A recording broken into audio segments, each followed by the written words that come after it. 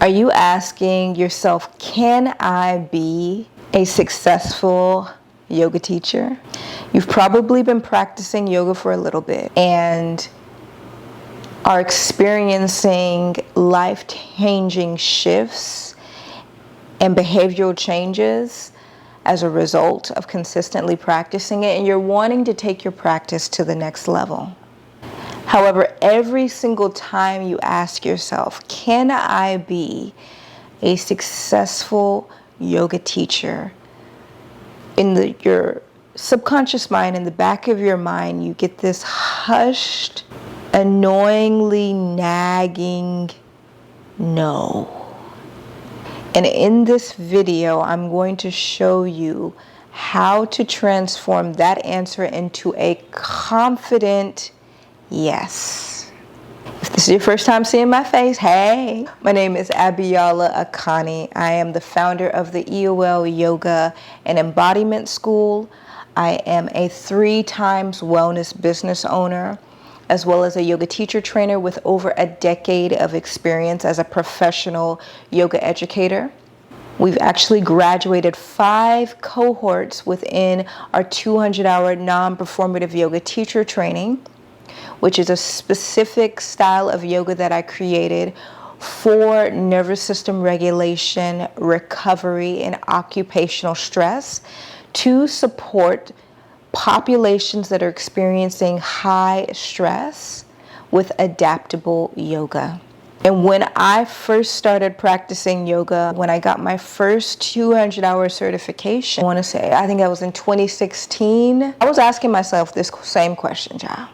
Can I actually be a successful yoga teacher? Around that time when I was asking myself that question, the yoga landscape looked completely different. It was heavily relegated to studio culture, so that's the only time you would see yoga, and it was very performative. It was hot yoga. It was about acrobatic, crazy postures, and it was very whitewashed. At the time, there was very few yoga practitioners or yoga instructors of color out in the commercial yoga space. The only one really out there was Jessamine Stanley, who I know personally. So if you're watching this, Jess, hey girl. But it was only Jess, out there. And I had every reason to not move forward and getting my certification and building a business and brand within the industry, because I was seeing so much sameness. What I was seeing, I actually used the fact that I wasn't seeing yoga instructors of color, especially Nigerian girls teaching and practicing yoga, to show that I could. To show that I could be a successful yoga instructor in the commercial industry and really change people's perceptions of how they teach or how they practice yoga. And I'm so glad I did. I'm really glad that I didn't use that as a deterrent, and that's exactly what I'm going to share with you on today's video to show why you absolutely can be a successful yoga teacher. And by the end of this video, you will have the certainty to move forward on your yoga teacher training journey with confidence. So I'm going to break this video up by actually starting with why you are asking yourself this question. You probably fall into a certain identity if you're asking yourself, can I be a successful yoga teacher? And underneath that, I'm going to list out 3 points, 3 identity targeting points as to why you may be asking yourself this, and why, because of those 3 identity factors, you absolutely can be a successful yoga teacher. Now, before I go into that, child, if you are a yoga teacher or a soon-to-be yoga teacher, wherever you find yourself on your journey, child, I want to invite you to my high-value yoga instructor 5-day embodiment challenge. This is a live coaching experience to support those of you who are wanting to create signature programs, signature yoga and wellness programs for corporations or organizations. So you're really wanting to offer yoga in unique facilities and spaces outside of the studio culture. If that is you, definitely join me for this 5-day embodiment challenge. You're going to focus on learning how to pitch confidently to these corporations and how to program to their specific needs. I have secured $10,000 corporate yoga contracts with what I'm going to be teaching in this 5-day embodiment challenge to support you with doing the same. You're going to learn 1, nervous system regulation so that you can pitch confidently. 2, how to begin to clarify your client avatar so that you know the specific pain points and desires and needs of the corporations and the people that you are wanting to service. And 3, how to teach adaptable non-performative yoga asana beyond just creating general or teaching general yoga classes, because these corporations are not asking for that, or they would just go to a studio. How to learn how to teach adaptable asana classes that support their specific needs.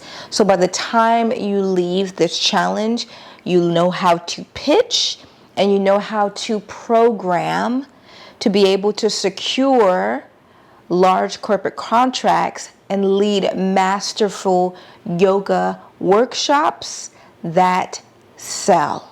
Okay? So pause this video, click the link below in my bio to join us for this 5-day challenge. We start August 11th and we'll go until August 15th. You're going to be meeting with me for 5 days and my facilitators for this challenge. So definitely pause the video, click the link, and I'll see you right back here for the rest of our video. So, if you are asking yourself, can I be a successful yoga teacher? You're probably asking yourself that question because you fall into one of the 3 identity categories. The first one is probably are questioning if you actually belong in the industry.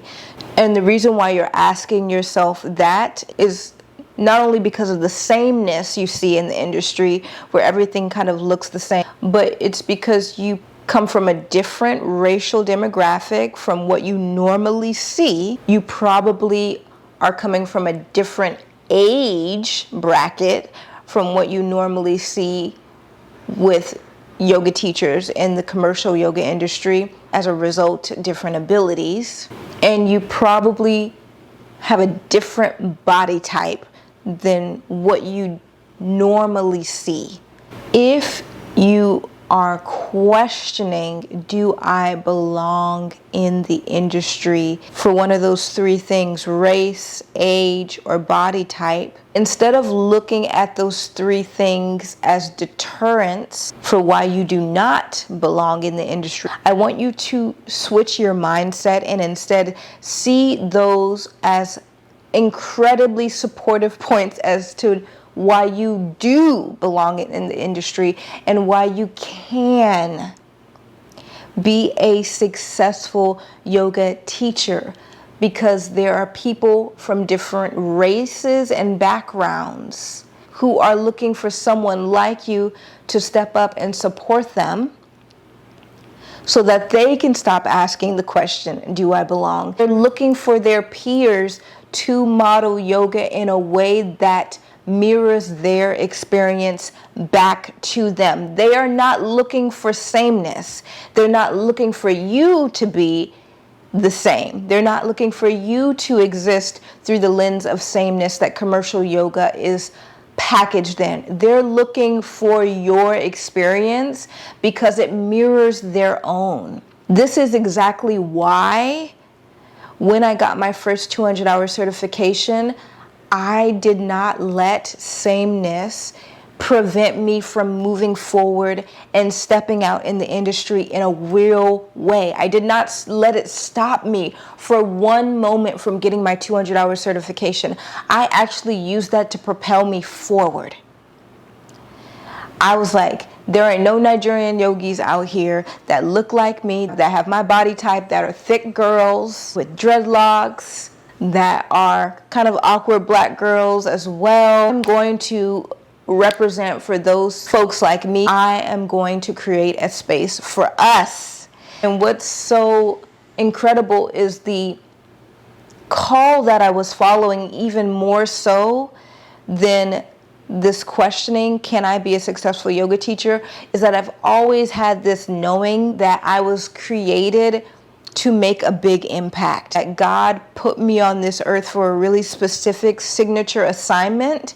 And I've always known that since I was a little girl. And that nagging was actually louder than the question itself. Can I be a successful yoga teacher? And I just been following that up until this very point right now. That is what I've been following my entire life.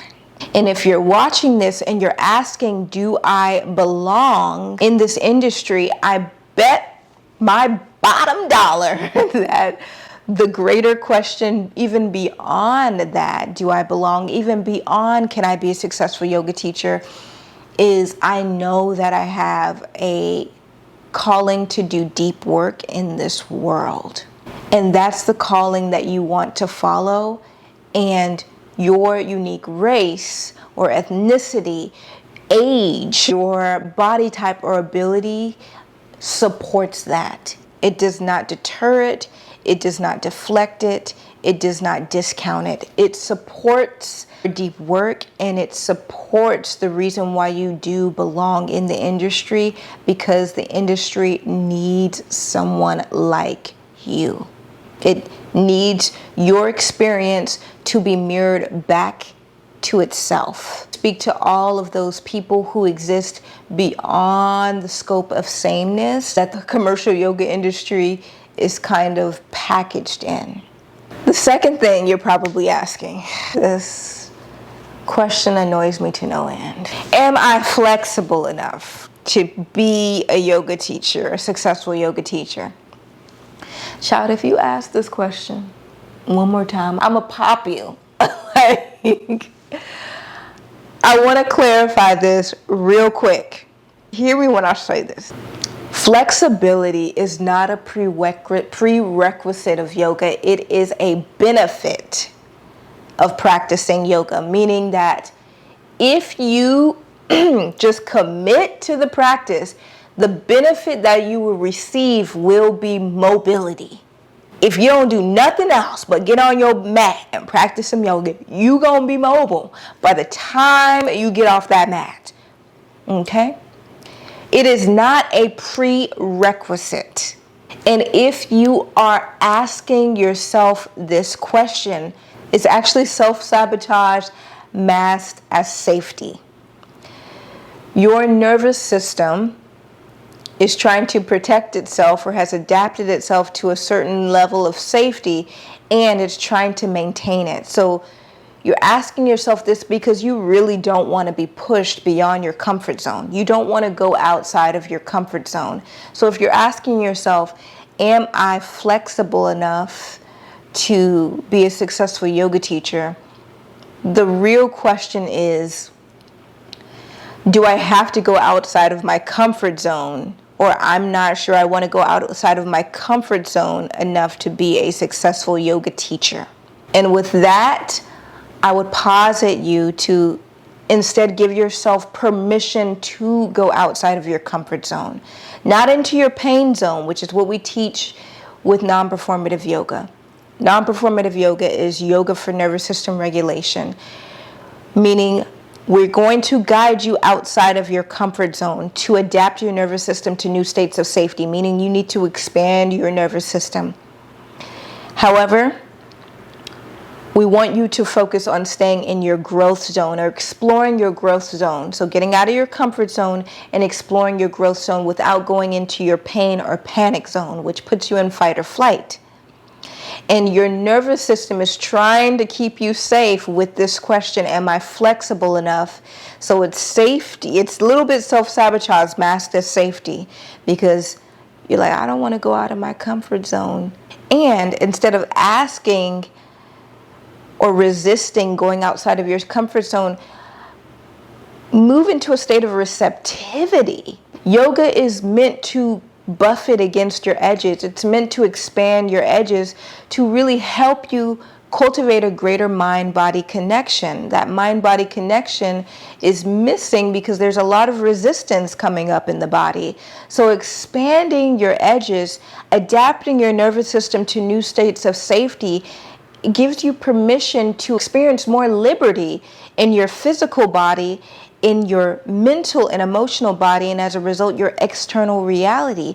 So instead of trying to stay small, right, which is what your nervous system is kind of adapted to, give yourself permission to go beyond your comfort zone and experience something new in your body. You actually don't want to be hyper flexible. Hyperflexibility ain't where it's at, okay?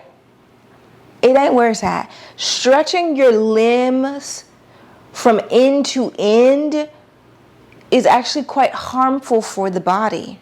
It doesn't support healthy joint mobility, which is what you want, which is why in our $200 non-performative yoga teacher training, we strongly advise against flexibility.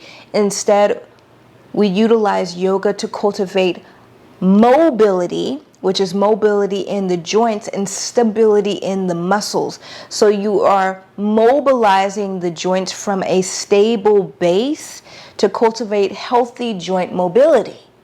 Now, I have first-time experience with this because when I was working in corporate America before I left to become a full-time yoga professional, I was experiencing severe pain, like chronic pain. Some of y'all might know that I do have scoliosis, and when I was practicing yoga when I was in corporate America, I was practicing Bikram hot yoga like 6 times a week. At that time, I was also seeing my chiropractor twice a week.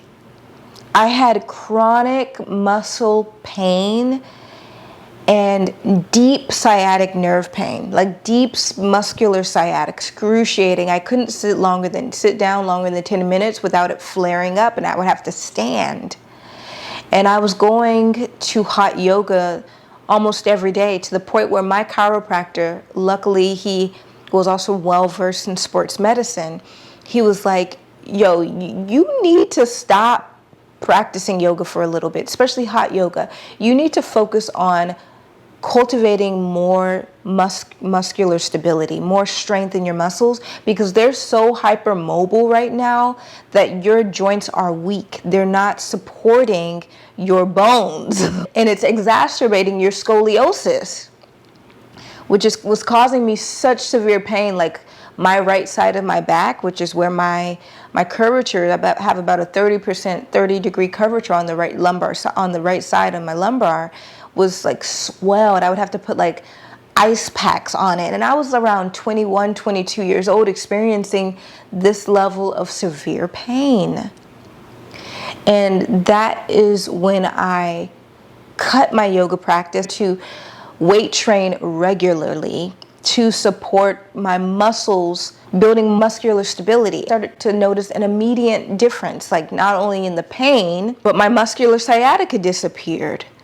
And I was able to actually start to support my joints and my bones and to reduce like the hypermuscular tension I was experiencing by cultivating more stability. And this is why when I teach adaptive yoga asana and intelligent yoga sequencing within my $200 non-performative yoga teacher training, I nail it into instructors' heads to not focus on hyperflexibility, focus on mobility within the joints to create healthy joint function and stabilizing the muscles, like focusing on healthy muscle tone, by focusing on muscle stability, muscular strength. And if you are asking, am I flexible enough to be a successful yoga teacher? When you start to consistently practice and you experience the benefits, which are going to naturally be a greater mobility and range of motion, ease of movement in your body, that's going to support such a large number of folks that the commercial yoga industry, which once again focuses on sameness and a lot of acrobatic postures that focus on flexibility, you are going to support so many folks who are overlooked, who are looking to practice yoga, who are experiencing severe pain, chronic tension, who are experiencing deep injuries and are looking for adaptable, non-performative yoga to support them with just daily functional movement. They're not trying to do like headstand. They just want to be able to move better every single day in their body. And you're going to be able to support them in that because you've done it for yourself and because you once again represent or exist outside of the box of sameness and are mirroring their experience back to them in the way that they deeply desire. Lastly, if you are asking, am I fit enough?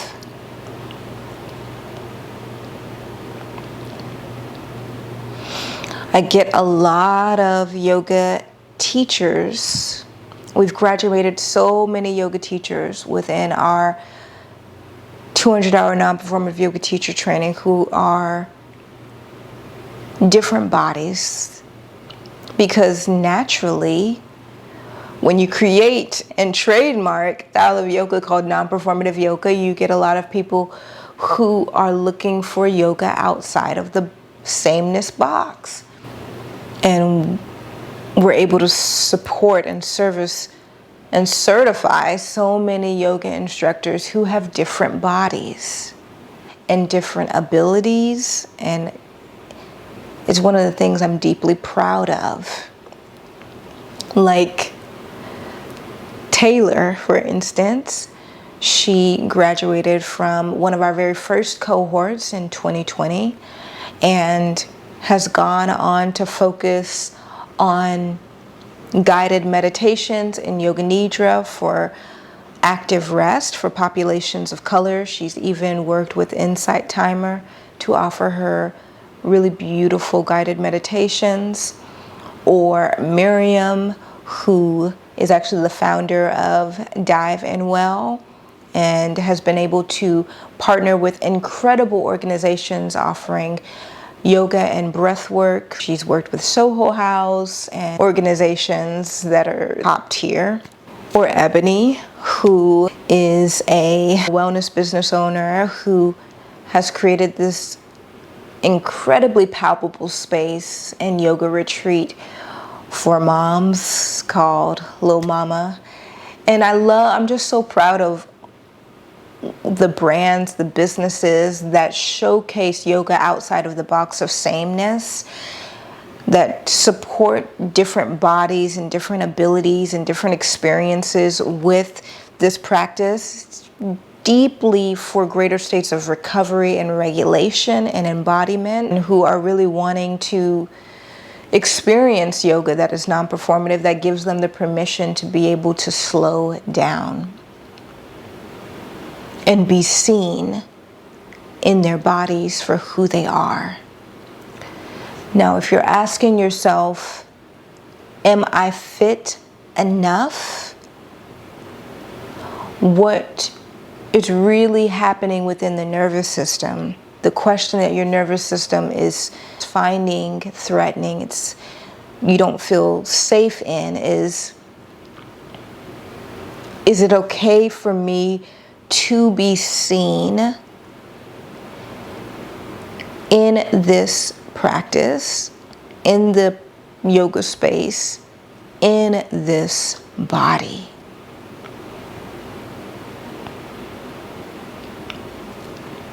And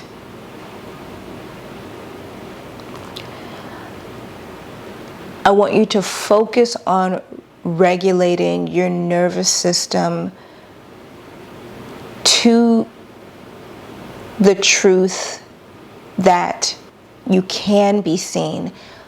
But it has to come beyond me just saying it. You have to regulate your nervous system to that state, so that is your new normal. You don't get what you deserve, you get what you normalize in your nervous system and in your body. So you want to begin to give yourself permission to be seen in the body that you occupy, practicing yoga confidently, and normalize that sensation over and over and over and over again, so that being in your body, practicing yoga and teaching yoga exactly as you are, is a safe place to be, because it is. And repeating that, so that instead of it being a question of is it safe, you transmute that into a level of certainty within your nervous system that then allows you to move forward confidently in any space you want to teach in. Now, the reason why you can be successful teaching yoga in the body that you are in is, once again, because there's so many folks out there who are looking for someone who looks just like you to be mirrored back to them, that exist outside of the bubble and box of sameness that commercial yoga is packaged in. And they're just looking for that person. They're looking for you to mirror that back to them, to give them permission to feel safe being seen, simply just practicing yoga in the body that they are in.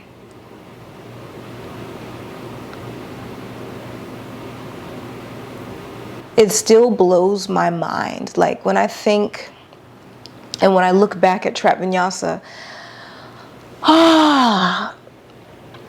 it brings me to tears, because that practice I just created, like in my living room, practicing yoga, creating a set sequence with dance and shadow boxing and yoga asana all woven together and themed to hip hop music.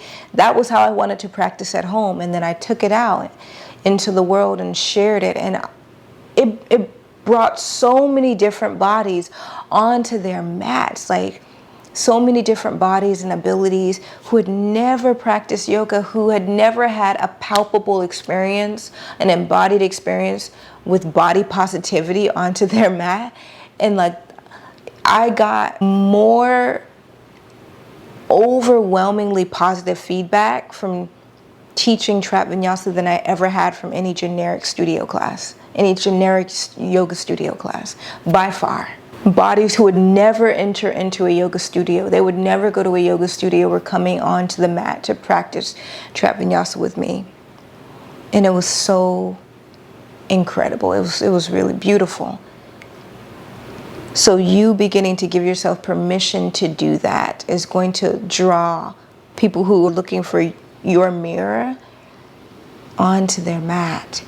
Just by you regulating your nervous system to feel safe being seen in your body, confidently teaching yoga. Who can even question that for you? No one can question that for you. No one can question that for you. Oof. So we covered a lot of ground here. If you thought today's episode was juicy and impactful, and you are a yoga enthusiast who has yet to take your 200-hour yoga teacher training, really wanting to find the right one for you, click the link in my bio to apply for our 200-hour non-performative yoga teacher training. It's a 6-month self-paced online program with live coaching integrated within. We focus on yoga for nervous system regulation, recovery, and embodiment to support wellness professionals and unique populations with bringing an adaptable practice of yoga to the public.